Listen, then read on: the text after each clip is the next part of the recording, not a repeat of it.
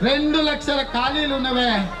కేసీఆర్ రాకముందు 1,07,000, కేసీఆర్ వచ్చినాక మొత్తం కలిపి ఇంకో 1,00,000 ఖాళీలు, 2 లక్షల ఉద్యోగాలు ఖాళీలు ఉన్నాయి.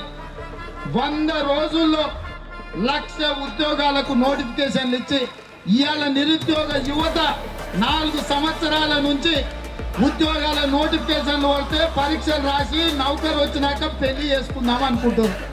వయసు వచ్చినోడు 4-5 ఏళ్ళు పోతే బెండకాయ ముదిరినా పిల్లగాడు ముదిరినా ఏమైనా అక్కడికి వస్తాయా?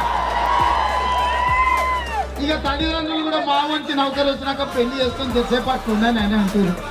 కాబట్టి 100 రోజుల్లో ఖచ్చితంగా 1,00,000 ఉద్యోగాల నోటిఫికేషన్లు ఇచ్చి మెగా డిఎస్సి వేసి టీచర్ రిక్రూట్మెంట్ తో పాటు ప్రభుత్వ ఖాళీలను 100 రోజుల్లో 1,00,000 ఉద్యోగాలకు నోటిఫికేషన్లు ఇస్తామని చెప్పి యువతకు నేను విజ్ఞప్తి చేస్తున్నా.